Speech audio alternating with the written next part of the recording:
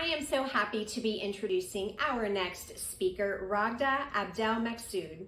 She is a seasoned expert in global business development, supply chain management with over 26 years of experience in the medicinal aromatic plants and spices and essential oil industries. She's a clinical certified aromatherapist and soon to be natural perfumer. She began her career in 1998 in Egypt, working with a leading grower and distiller of medicinal plants, combining her passions of language, history, nature, and adventure. Throughout her career, she has successfully led global projects in Egypt, Albania, Turkey, India, and the United States. She founded her company, Ebers Aromatherapy, in 1998 and has been teaching aromatherapy internationally ever since. Her talk is on ancient wisdom meets modern science and sacred blends. And if you know anything about Raghda, you know she will be taking us on a journey and you're going to feel like you are right there with her. So she will be taking us on this in-depth exploration of the rich cultural and therapeutic legacy of ancient Egyptian aromatic plants and oils. She'll highlight their historical significance, modern applications, and the traditions of how it's been used over the years. She is a great presenter. She is our NAHA International Director for Egypt and NAHA's International Relations Chair. We are so happy and excited to hear from you, Raghda. Thank you, Jennifer, and good afternoon, everyone. I have a very important question. How's lunch? Well, yeah, I put this slide because I know I will be after lunch, and I'm glad we finished early and you're here. So before starting, I would love to thank each and every one of you for being here. And of course, the NAHA board, Annette, Sharon, Jennifer, Kelly, Eric, Rose, and all the NAHA office, Ty and Kayla and everyone. And of course, my beautiful friends, our vintage aromatherapists, and everyone else. So today I will be talking about sacred blends, and I know you're already been aroma overloaded by now, but I promise I will do my best not to be boring and to be quick and to get you out of here as soon as possible for the next presenter. And I welcome you to take this aromatic journey with me today. Toni Morrison said, "Ancestors aren't just memories. They are guides, protectors, and the wisdom moving through us. When we get still and listen, we realize they never left. Their strengths become our own. Their unfinished work becomes our mission." I've seen this when Valerie was talking about medicine keepers, when Kathy was talking about ancestors, and each and every one of you through the last couple of days. For thousands of years, the plants have been a really stable part of Egypt in a daily life. The healers, priests, elders, even grandmas, and I will be talking about that, they use them in and out every day. If you've been to Egypt, you will see an apothecary shop in every corner. In every neighborhood, there is an apothecary shop that you can go and ask them about cough, about headaches, and they will do a blend of herbs and oils, and they will give it to you. And they know that every plant has its own balance. Those who understand its balance know its medicine, and those who ignore it remain blind to its secrets. I couldn't start any research without referencing Ebers papyrus, and this is where I get my school name from. And long before modern aromatherapy and essential oil bottles, ancient Egyptian healers were harnessing the power of plants and spirit in their approach to medicine. As much as I'm fascinated with the ancient Egyptian civilization, I'm also fascinated with the 5,000 indigenous communities around the world. The Khoisans, the Maoris, the ancient Egyptians, the Native Americans, and others of them. Ebers papyrus was written in hieratic language. It is a medicinal cyclopedia that the ancient Egyptian puts together, 110 pages. And this is a sacred number in ancient Egypt. If you live to 110, you did the whole lifespan. So that's a big number. Although it is missing 2 pages, and no one knows why it is missing 2 pages up to date. The papyrus has more than 800 prescriptions between cosmetics, medicine. Some of them are consisting of 1 or 2 ingredients. Others are consisting of multiple ingredients. And they are doing prescriptions, magic, which we're not going to do today, spiritual insights. And ancient Egyptians believed that everything is, if you are getting sick, it's imbalance. They have 22 vessels and that carried vital substance like blood, mucus, and air, governed by the heart. If any illness happened, then there is a blockage, which is harmful in the body.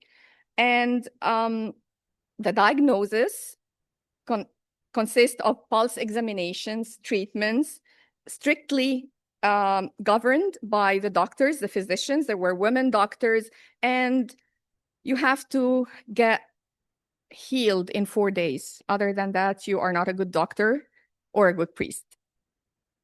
So that was, and when I started reading about Ebers and how George Ebers funded the money to get to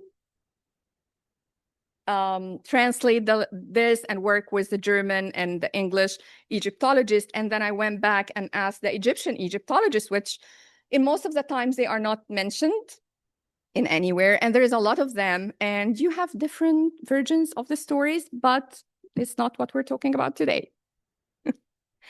I have a little video about Egypt, and I would like to know how to do it. Well, Ty showed me, but I don't know. You think you know who first invented the mirror you look at every morning? Makeup that highlights your beauty. The sandwich you take with you everywhere. Perfume that gives you character. The calendar you'd be lost without. Prosthetics that complete you. The flute that moves your emotions. Paper and ink for documenting history. It doesn't end there. Writing tools, measuring tools, surgical tools, and even mathematics that gives you the power of knowledge. Who do you think pioneered all of this? It all began with one civilization. The same civilization that introduced grand architectures, astronomy, and even the oldest peace treaty. The list goes on and on and on. This is the Egyptian civilization, a civilization so great that a science was created after it. For the past 200 years, Egyptology revealed countless secrets and discoveries of more than 5,000 years of history, and more is yet to come.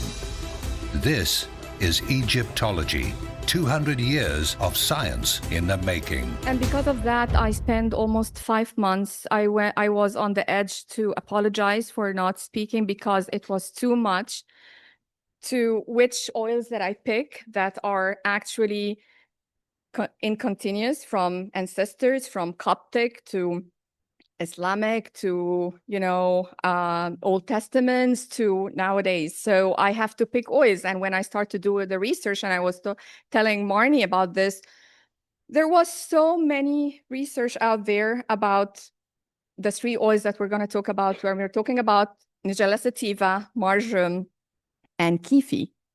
But start researching Nigella sativa, and there was a lot of research in PubMed, in Turkey, in Istanbul, in the universities in Saudi Arabia, in Egypt, a lot that we never knew about before. Started from 2022. There was a very important surge. People want to use Nigella sativa more in cosmeceuticals, in nutraceuticals, in different forms, not only for flavors or for food.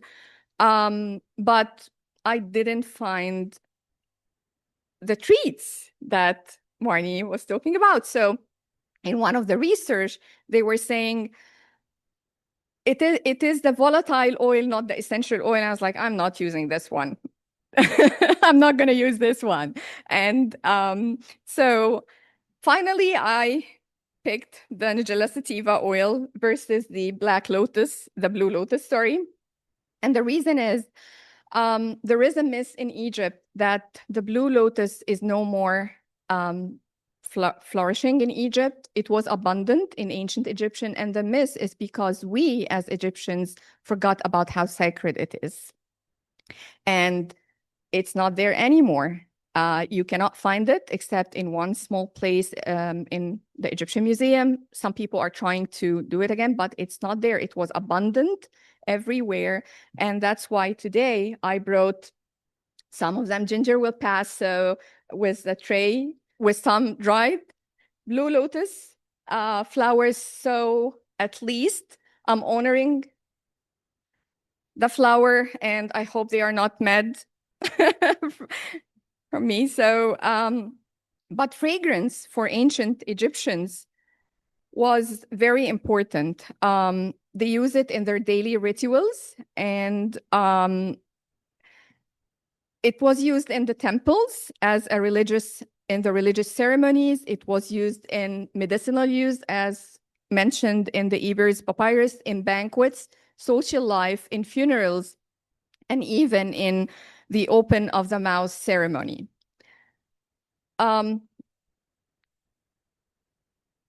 It was a fragrance of the gods. They were using it 3 times in the temples, in the morning, in the afternoon, and at night. There was different kinds of perfumes in ancient Egypt, the perfumed oils, and there was the Egyptian, the Mendician, and the lotus oil. And then there was the solid perfumes, the incenses, and the kifi is one of the famous ones. Unguents that they were using on their heads, and sacred oils, 7 sacred oils that was mentioned in one of the pyramids texts, and it's used in the open of the mouth ceremony. And we're not going to talk about them today. So, echoing the ancient wisdom in the rise of cosmeceutical products that bridge the gap between pharmaceuticals and cosmetics. And Madeline talked about this with using her products with the diabetic gentleman, and Cecile talked about this using the face cream. And I just wanted to mention cosmeceuticals because I think it's very important, and not a lot of people are using essential oils or herbs in this modality. So the first oil we're going to speak about is Nigella sativa, and in Egyptian and in Arabic this is called Habbit el Baraka, which is, the meaning is the seeds of blessings. As we explore the sacred scents and healing oils of ancient Egypt, this is one that passes generations. The grandmas in Egypt thinks that they are herbalists and vintage aromatherapists. I'm not kidding. Everyone has in the whole Middle East a bottle of black seed oil in their kitchen. If you go to them and say, I'm coughing, oh, open your mouth, and they will shovel a black seed oil spoon in your mouth. If you are nervous before the exam, they will say, oh, you know what? Take a few drops, wear your socks, go to bed. And this is how they are using this. The oil is valued, and it was found in the tomb of Tutankhamun, and also used in different cultures around the Middle East. But let's talk a little bit about how it is grown. So Villa sativa grows in the southern region of Egypt, and the soil is mostly fertile. This is where you get the higher oil content of the black seed oil.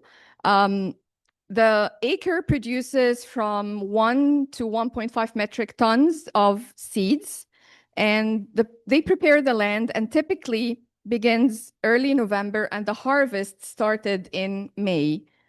Before the harvest, they have to fast and stop irrigating the soil for 1 month in order for the seeds to be collected. And this is how the soil looks like when it is collected. It needs 10 to 15 workers to collect an acre, and 1 kilogram, 1 liter of black seed oil produces 200 milliliters, 200 grams of the cold pressed oil. And then they are using the same method of filtration that was used over generations in order to just separate the cake or the solid material from the black seed oil. And Ginger will be passing my friends here will be passing the smelling strips so you can smell. As we mentioned before, it was used in the Old Testaments, Coptic Egyptian folk medicine, and they said in the Middle East it cures everything except death. This is what they believe. India and Bangladesh used for digestion, Algeria and Egypt to treat diabetes, high blood pressure, and I'm talking about the seed and the oil. This is the folk medicine. In Morocco, used for respiratory problem, and in China, it's used in food. Turkey, each region in Turkey has a different use of black seed. So in Konya, they are using the black seed oil every single day, and it's crushed and boiled, used in syrups, and also used for scorpion and spiders and snake bites in the arid areas of Turkey. I'm not sure if anyone had a soap before that is done from black seed oil, but this is usually if you go to a Middle Eastern store, you will find all those products that is used at black seed oil, the cold pressed or the black seed seeds itself. So it's in everyday life in Egypt and the Middle East. This is just a snapshot of the composition of the fixed oils, the cold pressed, and it is amazing because it really is a powerhouse. It contains linoleic acid, oleic acid, palmitic acid, and that's the research we're going to talk about later. This is a snapshot of the essential oil, and as you can see, thymoquinone and carvacrol, and there is other minor components, but we have a lot of monoterpenes in the essential oil. And the reason I didn't get a sample of the essential oil is I didn't get any good sample of essential oil really to be happy to bring it with me. So if you know anybody who is doing a good essential oil of black seed, please let me know. Now with the research, these are all done and published in peer-reviewed magazines and in Springer and in PubMed. Atopic dermatitis. In 2016, there was a research about how the oil exhibits potent and anti-inflammatory properties when applied to the skin. Sticks with beeswax and Agilia sativa oil was used, 10% oil. It reduced the edema by over 60%, lower blood cell counts by 43%, and decreases the inflammatory markers by 50%. All the references are in the slides, and this has been very good because they start using the stick with the like a palm stick with the beeswax, and it really works. This is the research and how they use it and how they did the blend between the beeswax and the Nigella sativa and the stearic acid. Knee osteoarthritis. Another research that was done in 2016 over 68 adults, and the pain scores dropped by 1.5 points on the visual pain scale. And this was done topically, and it outperformed oral acetaminophen. I hope I'm pronouncing this correct, in pain reduction. And it is actually been used in some products in the Middle East for the knee osteoarthritis pain relief. Another one that was done in 2010 in Istanbul for allergic rhinitis on 68 patients, and using the black seed oil, highly effective in treating the allergic rhinitis. After 6 weeks, 100% of mild cases achieved complete symptom relief, 68% moderate, and 58% of severe cases were symptom-free. And how they did it is that they used actually patches and drops of the oil inside the nostrils.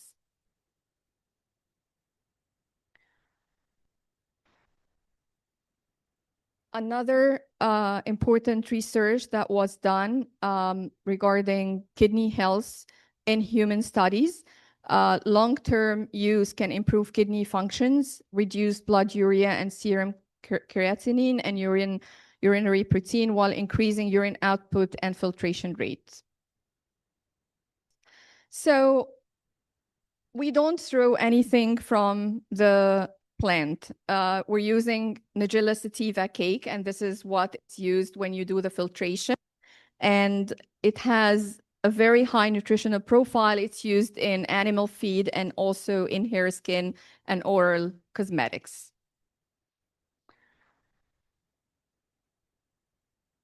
Okay.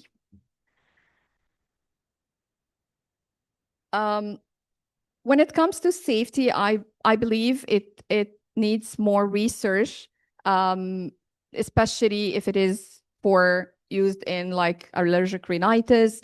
But usually it has shown little and no toxic effect in practice, indicating wide safety margins for therapeutic doses.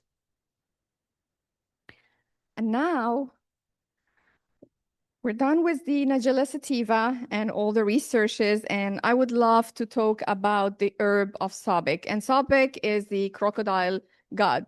And in Egypt, we have more than 2,800 gods.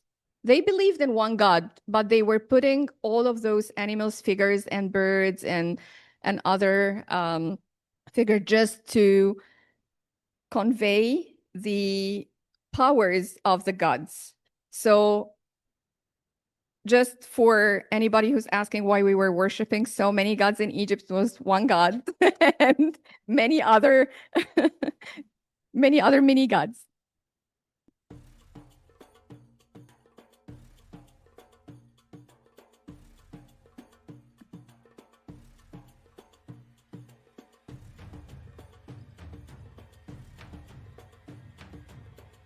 This is one of my favorite photos. This is in the Western Desert in Egypt. And 10 years ago, this was a complete desert.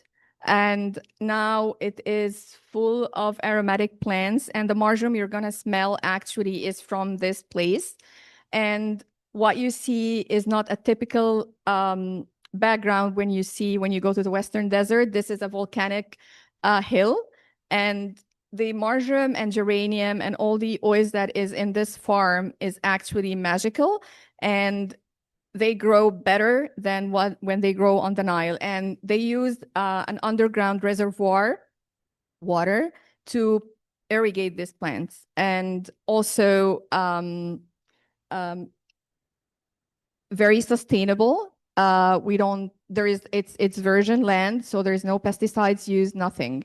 And so this is one of my favorite photos of the marjoram. So we're talking about the Oreganum majorana, and again, one of the herbs that has been passed from generations to generations. And in Egypt, they are using it in every aspect as a tea, in food preparations, some syrups, and of course the essential oil and the hydrolats from the marjoram. Some researches also, and it was easier with marjoram than the black seed when it comes to research.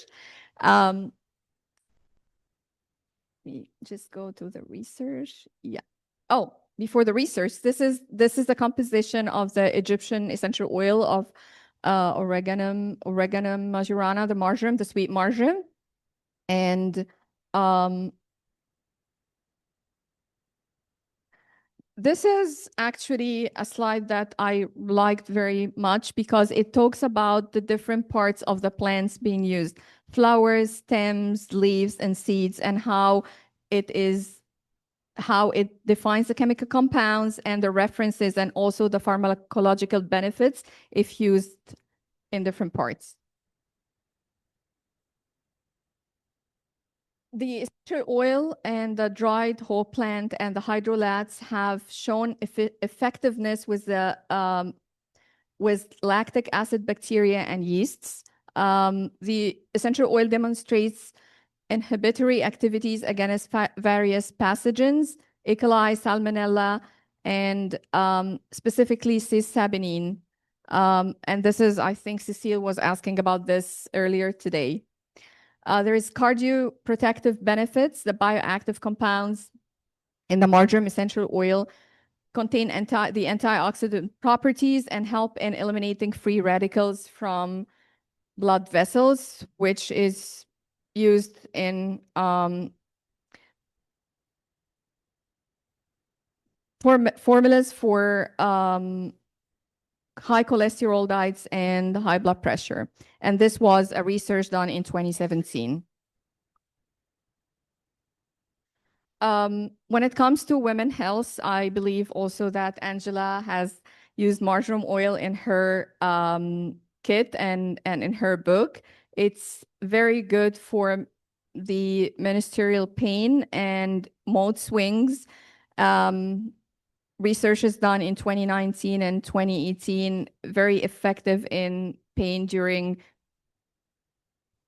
the period. And for safety, should be concerned using during pregnancy and lactation.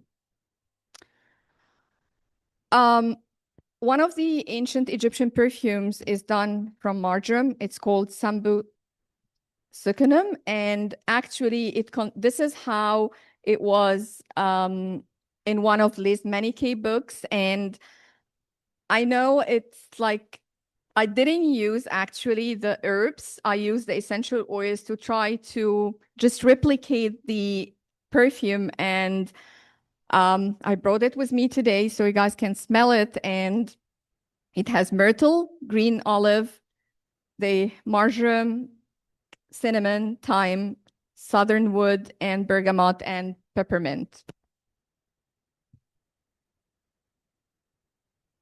Okay, so we're moving into our next preparation, kifi, which is an incense and a cure.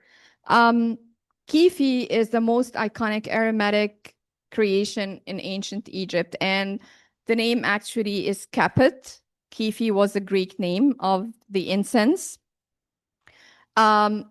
Kifi was a complex mixture of honey, myrrh, cinnamon, wine, raisins, done into different stages. So you do the herbs first. You have to grind every herb first and then grind the myrrh and the frankincense.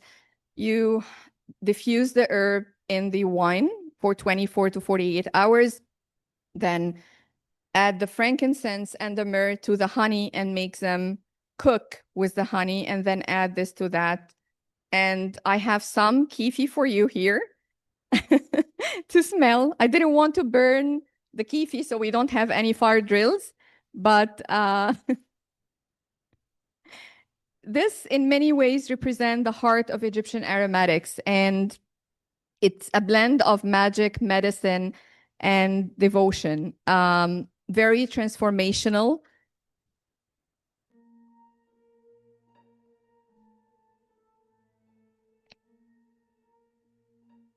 There is so many kifi preparations, and there is kifi Ebers, which is the one that you are going to smell today. There is kifi from the Edfu temple. Some kifis are really including many, many ingredients. Some are smaller ingredients. I chose the smaller one. It's easier. And in Egypt, also in the apothecaries, they are selling something called teriyak, which is an antidote. And it's like a kind of replica of this. It's not usually in the form of the pellets. It's either in the form of a powder or like a stick incense, but it's used up to date, even though they might not know that this is the same kifi that there were in the papyruses. Kifi was burned with myrrh in the morning to clear the air during the heat at midday. Sometimes they added cypress, juniper, and pine. At sunset, kifi was used accompanied by incantations. Using kifi was part of everyday life. Sense was believed to be originated from the god Ra, and it was a way of communication between God and deities, whether they were deceased or alive. This is the recipe we were talking about.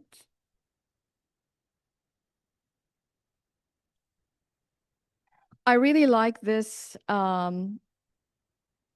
quote from Taylor Cordova. She said, "As we conclude this enchanting journey, remember that the power of kifi incense extends beyond time and space. Its lingering aroma still weaves through the tapestry of history, connecting us to the ancient wisdom and mystical practices of our ancestors. Allow its fragrance to awaken your sense, ignite your spirit, and transport you to realms where secrets are whispered and miracles unfold." In our modern practice, sustainability is not optional. It's actually essential. And this is one big topic that I really like, and I like to work with people and companies, sometimes governments, specifically for sustainability projects. The oils we use, the plants, the packaging we use, it all impacts the earth. And the UN 2030 sustainability goals, the 17 goals, I think we, everyone here in the room and anyone who's watching us as well, is responsible for part of this. We're responsible for quality education, good health and well-being. We're responsible for sustainability, for climate action, and I know Kelly is doing a great job with that, and I hope she was here today. Kelly, we love you. Some initiatives that are being done in the last 10 years, also in the Middle East and Egypt and East Africa, Sub-Saharan Africa. We have a project called the 1.5 million acres, which the governments are giving to small and medium-sized companies or individuals who want to be in the medicinal and aromatic plants industry, and they are actually, so the farm we saw with the marjoram and the volcanic hill is one of them. They give you all the support funds. They will give you wells to get the water from, and help you also sell sustainable products. A lot of the essential oils and herbs and spices were initially grown by the Nile banks, and a lot of people were not equally paid. They were underpaid, specifically women. There's a lot of initiatives, especially in Upper Egypt, which is the south, to help those women, the knowledge keepers, and to maintain a good life and to educate them. A project in Esna in Egypt, and we visited this and we were very proud. They actually helped women to open an Airbnb. And these are women from Upper Egypt. It's not easy for these women to get out of their homes up to date because of the tribal communities to work. And they opened a restaurant where they are actually teaching tourists and other people from other parts of the country how to cook and use herbs that have been used and passed on through generations, and specifically traditional native dishes from this area. Other initiatives were for hibiscus. It's really hot in summer and really hot when they are collecting those plants, and some families are taking pennies, and there is a lot of initiatives now to help them have some shades, be in a good humane condition in order to maintain a life, send their kids to be educated. So this is a lot of work in progress actually from each and every one, and I know a lot of people here are actually doing projects as well like this. Champions of the Earth. So Champions of the Earth is an award an award that honors individuals and organizations whose actions have a transformative impact on the environment. In 2024, the UNEP honored individuals and organizations working on innovative and sustainable solutions to restore land, enhance drought resilience, compact desertification, and also help indigenous and native communities. I have another video for one of those companies. Yes, it's here. This is the story of transferring desert into fertile living soils.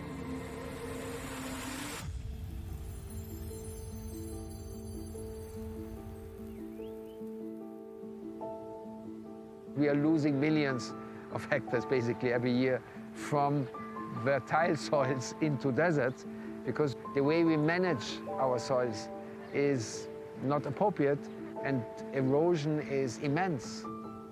I'm Helmi Abouleish and working in the SECAM initiative since 1977 here in Egypt. SECAM was a piece of desert. It was not very obvious, this idea, dream my father had to establish a biodynamic farm in the desert.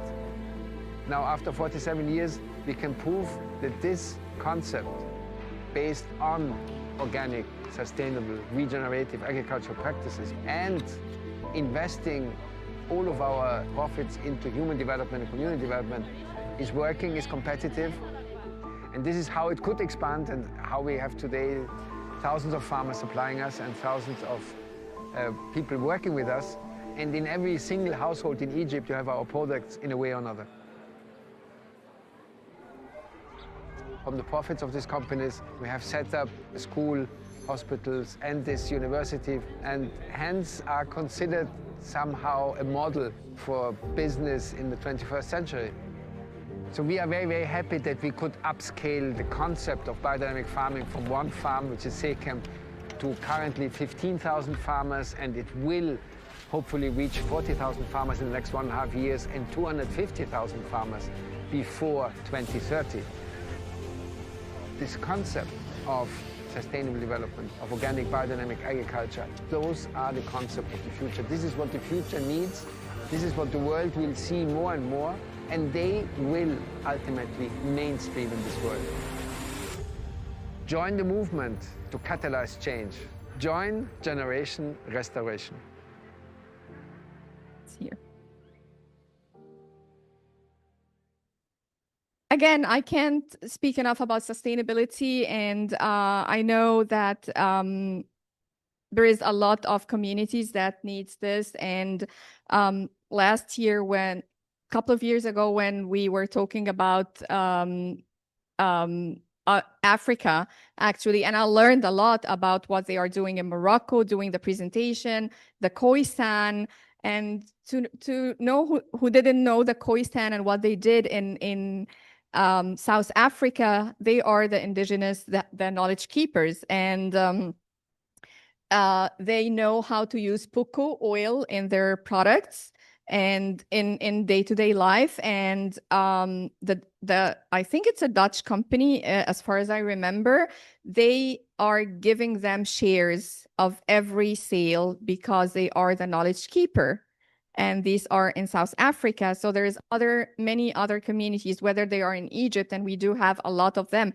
We have people who are Bedouins and they live in the Sinai Peninsula. They are excellent. They have amazing knowledge passed from generations to generations. And we are losing this because the new generations, they don't want to learn about this. They just need AI and that's it, which is great, but we need to keep the heritage. Other communities in Nubia, in the south of Egypt, they also, and all of them are using herbs, spices, oils, and in a very sustainable way, but they need help. So I'm so proud of what Kelly Ablard is doing, and I hope that you guys can all support Kelly in what she's doing and her initiatives for sustainability and indigenous communities. When we honor the plant, the people, and the planet, we create a legacy that smells as sweet as the oils we all love. And we keep the medicine, we keep the heritage. And I know that you've done a lot, each and every one of you here, and you're passing so many knowledge. We are still the babies here, not the babies in age in learning. we still need a lot of education. So please keep doing what you do. Keep educating us each and every day, and keep inspiring us in what you do. And thank you.